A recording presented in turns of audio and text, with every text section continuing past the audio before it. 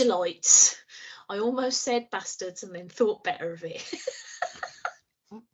Welcome to another episode, another sexy, spectacular slice of Stace and Barry shenanigans in the morning, if you're listening to it in the morning. Barry's doing a dance. You can't see it, but I can, because we're finally recording with video so we can see each other's beautiful fizzogs. What up?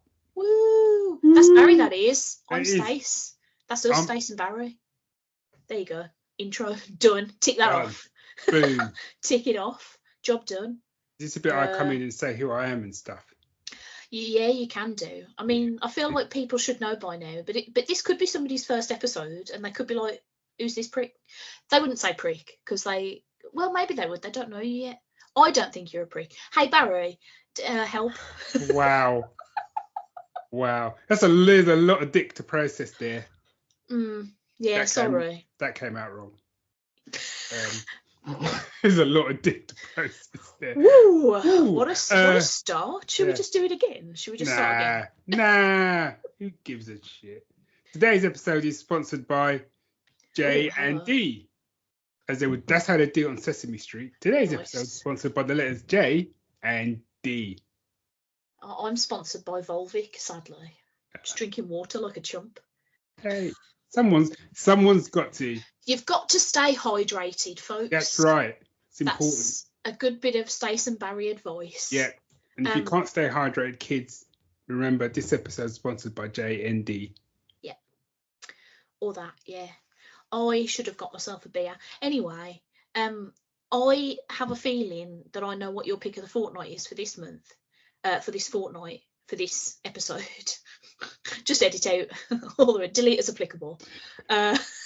You're just thrown off guard because you can see my face, isn't it? That's what do you know what? I'm sort of, my biggest problem is I keep getting distracted by my own face in the top corner, and I'm like, what are my eyebrows doing? What's happening with my chin? Why does my fringe look like that? And I just get totally distracted. You look fab. Cheers, man. Cheers. I realised that the lighting in this room is bad for video podcastery, because I was on an episode of Geeky Brummie as their Geek of the Week, their very first Geek of the Week, and they put it up on YouTube. Am I not getting it? I better get a fucking invite, I tell you, otherwise I'll go Beekeeper on their ass, I tell you. Well, I think that Keith from Geeky Brummie listens to Stace and Barry in the morning, and he definitely doesn't want to get beekeepered. So if he knows what's good for him, that's not meant to sound that threatening, but also a little bit is. But anyway, the long story short there was that I was on YouTube and I realised that my lighting is such that I don't look like I've got eyes when I'm on the video. It's like really beady little eyes, and I look a little bit weird. Anyway, what I was trying to say before all of that was that we should get onto the pick of the fortnight real quick, because I really want to talk about the thing that I think you're going to talk about. Shall we just start with pick of the fortnight? Yeah. Okay. Let me get the trumpets out. Hold on.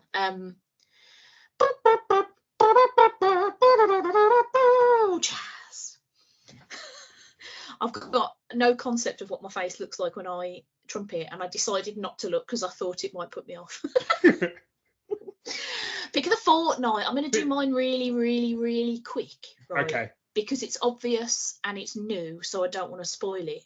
It's Dune Part Two, isn't it? It's really fucking good, lads. Have you seen it? I have. So I don't want to go too much into this because I might get on a bit of a high horse about it. But you know how me and Richard got gold patron membership at the Electric Cinema? Mm-hmm. Well, it just unceremoniously just fucking closed like a week or so ago. And they haven't put out a statement or anything. Me and Rich found out because he was trying to look on their website to find out when we could go see Dune Part 2, because we both love Dune so much, and there were no listings on the website. And he was like, well, that's weird, because they're still selling memberships and like other stuff is happening this week, but there's no listings past like whatever date it was. So I went to do some internet sleuthing, and then there was a post from a film festival in Birmingham that was like, oh, we're really sad that this year we won't be able to be at the Electric because it's closing today. Like, I beggeth your tiny pardon. So, like, yeah, there's a whole thing going on there. But Rich was like, but I have to see Dune though. So we went to the Everyman Cinema instead, which immediately ingratiated itself with me because their sofas are really fucking comfortable. And when we got there, our sofa had a bar of chocolate on it. And I'm like, you've won me over, lads. Was it supposed to have a bar of chocolate? It wasn't somewhere the cleaner had left a bar of chocolate or something. We don't know because there aren't that many other people there and nobody was near us, so we couldn't see if any of the other sofas had chocolate on. So we'll be able to tell you this weekend when we go and see something that I've forgotten the title of. Whoops. Oh well, we're going to see something there again this weekend. So I'll let you know if there's chocolate or no chocolate. It could just be that it was a long film and they thought maybe they'll need a snack. I don't know. But yeah, absolutely flipping phenomenal, of course. Like, imagine Dune, but again, and ramping up. Imagine Dune, but again. Okay, not too much of a stretch, really. Yeah, everybody's bringing their A game. Hans Zimmer's knocking it out of the park. It looks fucking gorgeous. Just shit off. It's so good. I knocked it down about half a star, and it was only because it's very middle of a trilogy, if that makes sense.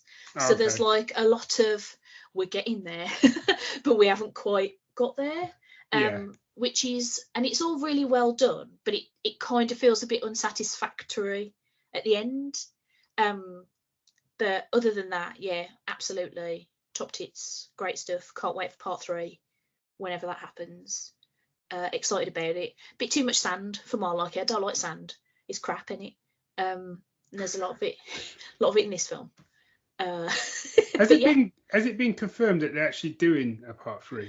Well, I feel like they must be, because there's no way they could just be like, nah, and not do, because this film doesn't end in a way that's, you know how sometimes when they don't know if they're going to get a sequel, they'll be like, well, this is the end, but we might hint at something else just in case. No, this is fully like, this is the middle of the story. Right. Like, we have categorically not finished. So I think it would be truly baffling if they didn't do another one. And then I might get forced to read the book to find out how it ends. I suppose it depends on how much money it makes, because they may set out to say we're going to do a third one, lads.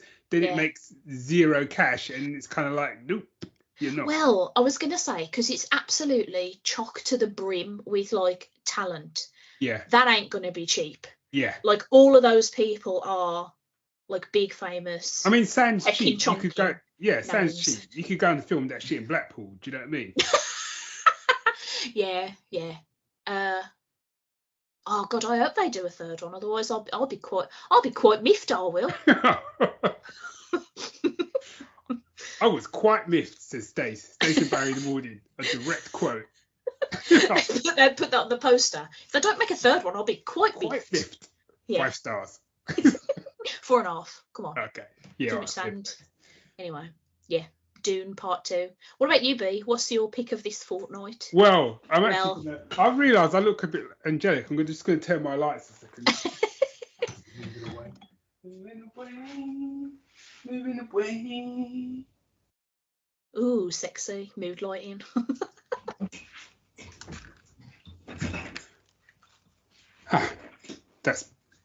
Is that better? I think that's better. Yeah. You need to get a ring light, Bab. I need to what? You need to get a ring light. You know, one of those lights that like everybody on YouTube uses that you put in front of your face, but it's like a big ring so that nothing is in shadow. Do I look like a fucking influencer? I was going to say, I'm the opposite of that. I'm like, do I look passable? That'll do. I can't be honest, making more effort than that. So my pick of the fortnight is literally I've picked it probably 10 minutes before we started recording. Actually, that's not true. I picked it 10 minutes into watching it. I said, I don't even know what my pick of the fortnight was going to be anymore, because this film tied my previous pick of the fortnight to a truck and drove it off a bridge. And that might have been the tiniest spoiler in there. So my pick of the fortnight is the Beekeeper, starring the Statham. Good old Jason Statham. So what a ledge. Let me read you the blurb. Where's the blurb? Where's my blurb? There we go.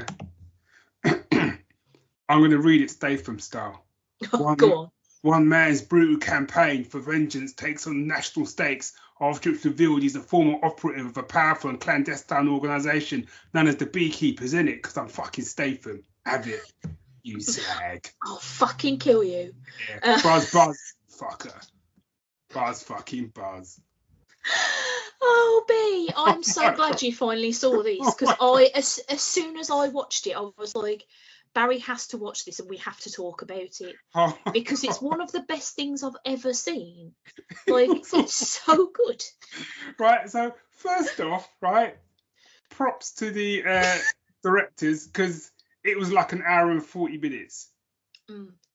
Just bang on. It just didn't outstay its welcome. Even the end, I was like, oh, is that it? Because it's like, it was literally a film of a man taking care of business, and when shit was done, film was done. I was like, yeah. It's like inciting incident, a bunch of death, the end. It was kind of like those old school films back in the day with like your Stallone and your Schwarzeneggers or whatever, where it's kind of like you pick on a dude you shouldn't have picked on and shit gets real. Yeah. And in many ways, you could see a lot of parallels. I mean, the film I'm going to mention is better film in that it's got better world building and blah, blah, blah. But there's a lot of parallels to John Wick. Yeah. In fact, they even try and do a couple of similar scenes where they kind of try to sort of go, do you know who you fucked with? And they give you this. And it's not a patch on the way John Wick does it, but that doesn't matter. It genuinely doesn't matter. Because Statham is just what a ledge. on form. Just on form. What an absolute... I don't know what accent he was doing. No, I don't know. But it's fine. Who cares? Yeah. Who cares? Yeah, I don't care. I don't... Like, when we put this on, me and Rich were like, this is just going to be like an hour and 40 minutes of Statham fun. It'll be fine. And like... It's like immediately made my top 5 films of 2024. It's like, this film is so much fucking fun, because it's just like, it doesn't even really need to be. I feel like, and this is a little miniature spoiler here, but I feel like somebody had the idea of Jason Statham killing someone with a jar of honey and ran with it. Like, I think they went, what about if he had a jar of honey and just smashed it into someone's head from afar? Like, what about is that something? And everybody went, that sounds pretty good. What if that honey was his own jarred honey because he kept bees? Oh, I love that, because he doesn't even need to keep bees, because you find out later that he was just a member of like the Beekeepers, so he doesn't actually have to keep bees. He just gave up being a beekeeper and went, do you know what, just to keep it simple, I'll just still be a beekeeper, but the regular kind. You're like, oh, sure. It almost felt like when they were writing the script, people were like, but we need to kind of let the audience know from the get-go that like he's part of this organisation. How are we going to do that? Let's just make him a beekeeper. I bet someone had written over the weekend, someone had gone home and had written this whole kind of 50-page, an extra hour of like how they slowly weave it into the plot that he's part of it. And then he just comes in the Monday and said, nah, fuck it, we're just going to make him a beekeeper. He just bees. Just get me some bees. Just get me some bees. Yeah. And job done. Job done in it. Yeah, I love this film. Like, there's the bit in the sort of mirrored corridor. Holy shit. Oh god, yeah. Holy fucking shit. I was like, okay, this film's like amazing. Rich was getting really cross with me because we saw this not long after we'd seen Poor Things, which is that Yorgos Lanthimos award bait movie, which he adored, and he was like 5 stars, best film of the year probably straight away, and I did not like. I didn't really like it at all. So I gave it like 2.5 because I appreciated the costuming and the way that it's shot, and like everybody's acting well. I just didn't like the story. So I was like 2.5. That's a nice. Rich immediately was like, you can't rate the Beekeeper higher than Poor Things. Like, what are you doing? And I was like, oh, fucking watch me. Hold my jar, honey, and watch me because I'm going in. Mate, love it. like when you started texting me, earlier this afternoon, like what was the quote that you sent me at first? And immediately I was like, yes, he's getting these. Like, this is the last pair of eyes you're gonna sneer at. Or something. Oh God! I was like, yes, Barry. I was so happy that you were watching it. Oh, people got fun. And the thing is, as well, it was like, this is what reminded me of those old school films, because films nowadays, like, they try to give the villains a bit of a backstory, and they try to make them three-dimensional and bloody blah and yawn. And don't get me wrong, that's good. Yeah. But sometimes you just want to see people get fucked up, and to see them get fucked up, they've got to deserve it. Yeah. And within about 5 minutes of seeing the first guy, I was like, whatever happens to you, I am down with it. Yeah. I'm going to sleep peacefully tonight and not worry about my own ethics with what happens to you. Yeah. And when what happens to him, it's quite bad. You know what? I'm going to sleep peaceful. I'm probably going to sleep even better knowing what happened to that guy. Yeah. It was quite interesting to me because I don't know what I was expecting from this film when I first watched it. And so when the sort of inciting incident happened, immediately I was like, oh, they're going to regret that. Yeah. Oh, baby, are they going to regret that? I wish real life scammers maybe not get, brutally murdered, but, get some sort of comeuppance. That'd be good, wouldn't it? Yeah. But yeah, absolutely adore this. It's still in my top 5, even though I've seen a lot more films. It's kind of like Stace went in like to the production office like, I want to do Batman. Okay, we could do that. Yeah, but he kills people. Yeah, but I'm not wearing a mask. And I'm not wearing a mask. And I'm going to tell people what I'm going to. At every point in this film, and what I actually quite like as well, he's a bit like the Equalizer as well. It's like he's equal ops. Like, he'll come in and he'll be like, look, I'm about to fuck shit up. You got one chance. There's the door. Go. I would have tipped the fuck out. So that first guy, I know it's a spoiler, that first guy has got to have been, if there's an award this year, if we do an awards at the end of this year for like just varying things, we've got to have an award for like stupidest villain. That guy, he's already won it. He's already won it. Yeah, like I said to Rich, I was like, the instant that man walked into the room, I'd be like, I'm gonna just inch toward the door, just in case. Yeah. The second he gave me any sort of option, I'm out of there. I'm doing one. I'm chipping. See ya. Yeah. It's so good. Oh God, kill me. But me and Rich both like burst into actual full blown like belly laughs at that. We're like, this movie's perfect, man. The amount of times in this film, I mean, I was home alone, and when that first death happened, well, no, just deaths before, but when that one happened, one of the cats was kind of sitting on my knee. He sprinted out of the room because I laughed so loud. I just lost it, and he just wouldn't come back in after. I just kept laughing. It's such a fun movie. Like, I can't, like, being like deadly serious, it's not like technically a great movie. Like, it's not going to win awards for cinematography or whatever, but it's so much goddamn fun. Like, you can just bang it on and you are going to be entertained as shit by the time it finishes. I absolutely adore. I think I might have to watch it again at some point soon because it's so good. I will watch that again. Definitely. It's great. Oh, such a good movie. Oh. Such a good movie. Yeah, wholeheartedly recommend that if anybody, like, if you haven't seen it, folks, because it is genuinely so much fun. I'm slightly scared now that a lot of people are going to go and watch it and be like, you two really like stupid shit, don't you? I do. Yeah, I'd be like, I don't care. Won't change my opinion of it whatsoever. Nope. Only got half a star less than Dune 2, baby. Obviously, if you go online, it's got far less stars than Dune. Not in my book. I don't care. Not on my letterboxd, baby. I don't care. You should know if you go and put a Jason Statham film on. You should know. Well, I think that's one of the reasons why I sometimes find his films a bit underwhelming, because I'm expecting a certain level of like shenaniganery, and so like I watched The Meg 2 recently, and I was kind of disappointed because there's not an awful lot of like Stathamness in it. Yeah. And there's definitely a distinct lack of Meg. So I was like, what's happening here? I just want to see him punch a big shark again. Like, come on. Do you know what? The last time I saw him this good, right, and he didn't even do anything, was it was the opening scene in one of the Fast and Furious films. Yeah.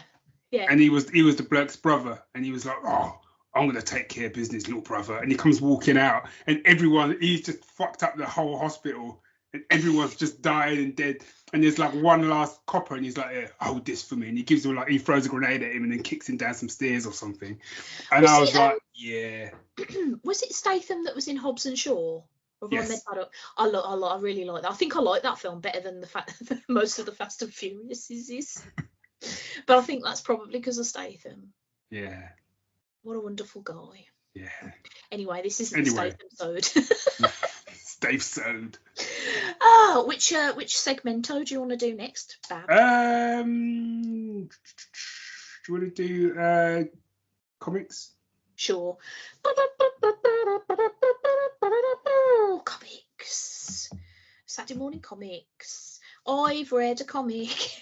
I know you have. I haven't read that comic yet, that I know what comic you're going to pick. Oh, okay. Well, yeah, so very kindly we got an advanced review copy of this, and then I waited until it had already come out anyway to read it. Like a fucking fanny. Yeah. It's The Last Ronin 2 Re-Evolution. Now, I know what a lot of people are going to say. How can it be The Last Ronin 2? Because wasn't The Last Ronin the last... Just shh, don't worry about it. Don't worry about it. This is set literally 15 years after The Last Ronin, the events of The Last Ronin. How much can I spoil The Last Ronin? It's been out for like 2 years now, I think. Well, you can't. No, because you can't spell. You can't spoil the end of it, because that is quite a big spoiler. But you know, it's centered around the last teenage turtle. The last brother. Yeah. Yeah. Anyway, Last Ronin 2 Re-Evolution. Mm-hmm. So the story for this is by Tom Waltz and Kevin Eastman, with art by... Oh, I should have looked at how to pronounce this. I'm so sorry. Esau? E-S-A-U? Esau? Esau? Oh, I'm so sorry. And Isaac Escorza. And then there's like a little bit in the middle that's by Ben Bishop. Colours by Luis Antonio Delgado and letters by Sean Lee. It's really good. I was worried about this because, and I've said this before on this podcast, that I was concerned that after the success of The Last Ronin, and then they went, oh, well, I guess we'll do The Last Ronin, The Lost Years. And I was like, uh-oh, it's milking the cash cow time, lads. Yeah. It's they've just seen a Turtles thing that's gone really well, and they've thought, oh, let's run with it, even though it was supposed to be a one and done, doodads. But I read The Last Ronin, The Lost Years in January. And that was really good. So that was weirdly set. Oh God, it's so bizarre. So it was it was before, some parts of it were set before The Last Ronin happens, after all the other brothers die, but before the other one does the thing that's in The Last Ronin. But then part of it was also set after The Last Ronin, following, and this is a bit of a clanging spoiler, but I have to talk about it because it's the main thrust of this comic, the 4 new Turtles that were sort of created by TCRI. So one of the things that I struggled with this comic, before I get into all the lovely positives, and it's entirely my fault, so like don't come at me, IDW, is I can't keep the names of the new Turtles straight in my head at all, because these turtles are all different species. So like obviously the original Turtles were all the same essentially, and that's why they ended up with the different bandanas so that you could tell which one was which. So you would think that this would be much easier for me to latch onto because they all look different. No, I can't keep it straight in my head at all. I am constantly going, who are you? Who's talking right now? I'm hoping that by the end of this run I will solidly have the names in my head, but currently I have to keep like flicking back pages and being like, which one's that one again? Okay. Because I'm an idiot. But that aside, I really enjoyed this. So it's set, these new turtles are like 15-ish now, so they are the new Teenage Mutant Ninja Turtles. Okay. And this is sort of the lead up to their sort of first mission, I guess. There's a big chunk in the middle where the art is by Ben Bishop, who I absolutely adore on turtle stuff. His art is delicious. That is sort of a retelling of how they came to be, which I was really glad of, actually, because I hadn't realised. Again, I am an idiot.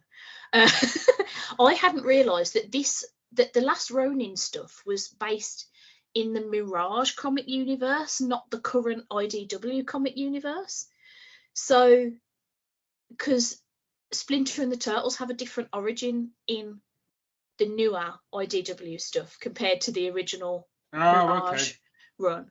So I was actually, at first, I was thinking, why are we doing a flashback? Everybody knows this. Like, everybody who's reading this knows this. And then I was like, well, I'm going to just sprinkle a little bit of salt on those words and have a little nom nom nom nom, because actually it was really helpful, because I hadn't realised it was Mirage Universe at all, which is great, because that means we might get some like really insane shit, hopefully.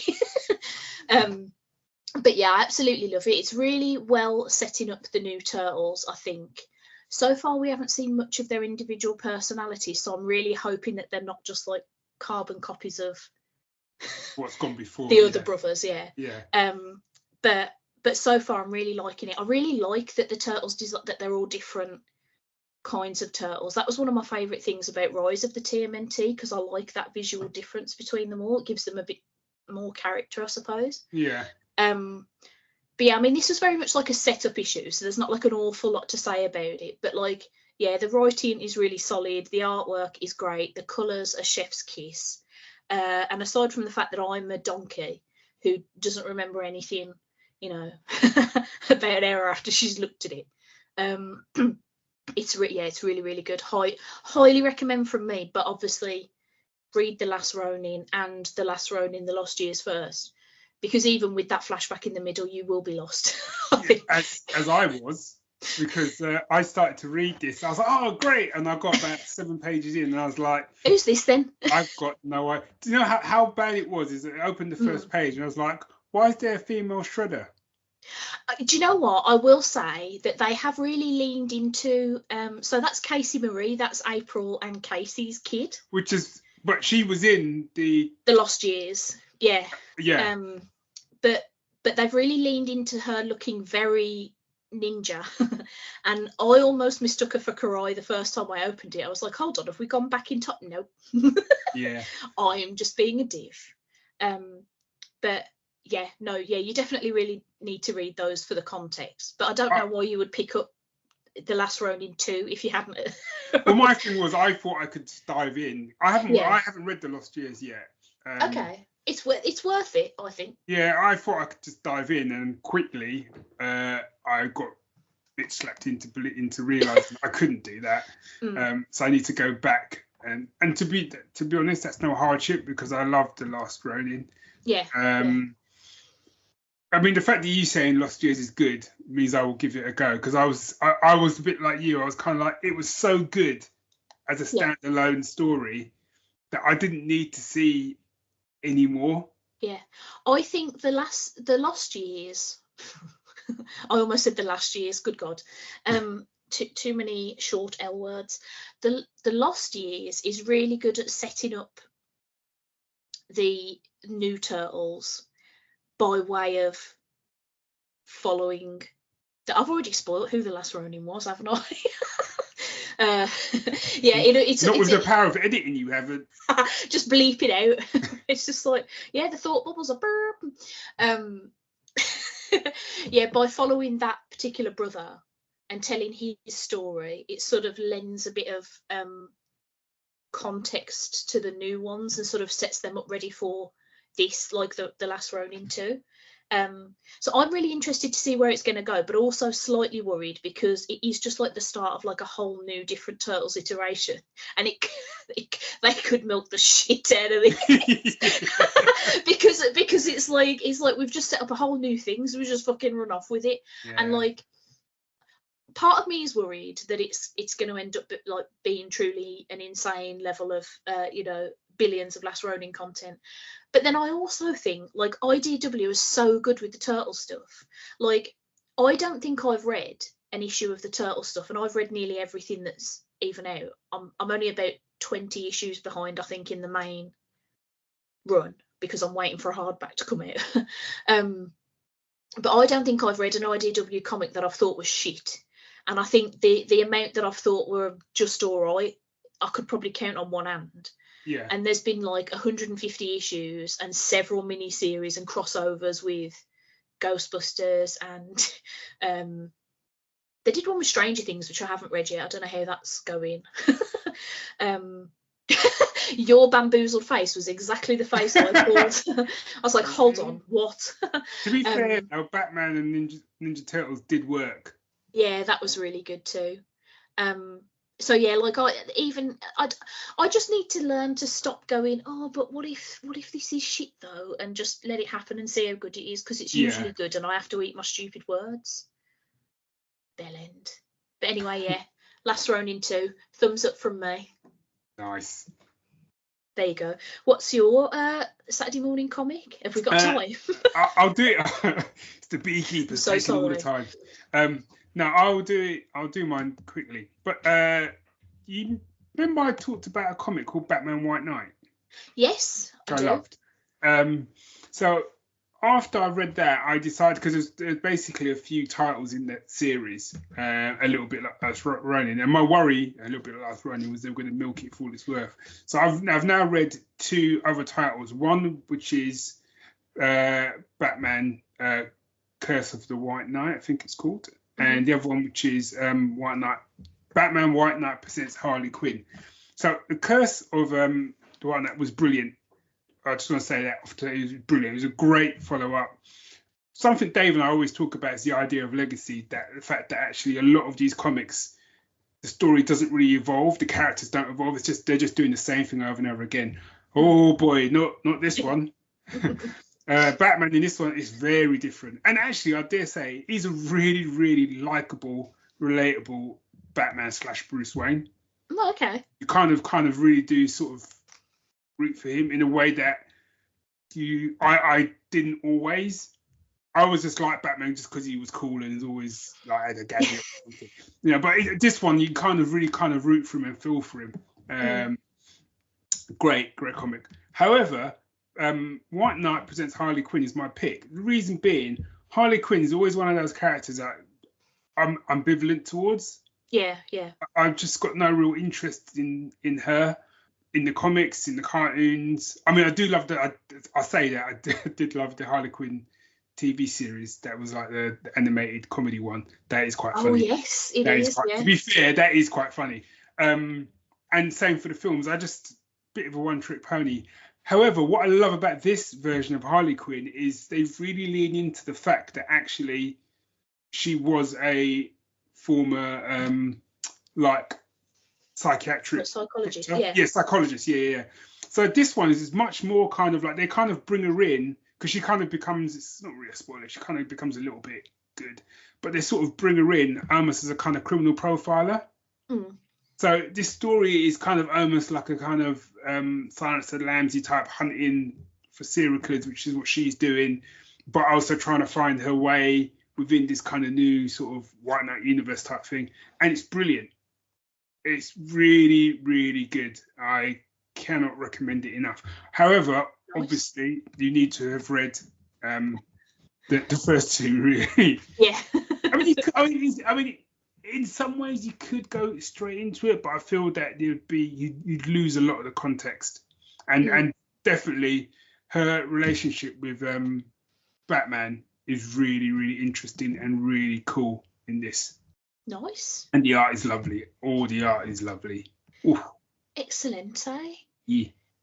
It feels egregious to not have a musical musing on an episode, because that's the one that we always do every week. So if I just like and then go that mine is The Legend of Zelda Suite by Koji Kondo, and ask you what yours is. Mine, which I just have to pick. I have to just remind myself what it's called. It's called Meet the IMF by Joe Kramer, which is from Mission Impossible Rogue Nation. Okay. Yep, good choice. And kids, if you stay listening, I will probably edit in our 2 picks after we roll out Transformers style. Transformers style.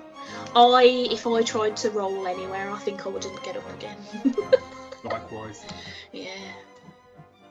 Me and Rich were talking the other day about how when I was a kid I used to like sprawl all over the floor and it was not a problem, and now I'm like, if I have to sit down on the floor to do something on a low shelf, I can't get up again. And that, folks, is called Getting Old. And that was an episode of Stace and Barry in the morning, Core Blimey in the can. Do us a tweet or a blue sky. What do you call a post on Blues? Is just a post. A cloud. Say hello on Instagram. We're at Geek Syndicate and at Stacey's Parlour. You can send an email to staceandbarry@gmail.com, and you're welcome. Goddamn welcome. Buzz, buzz, bitches. Buzz, buzz. God, that film's good. So good. So good. Anyway, the end. Bye all.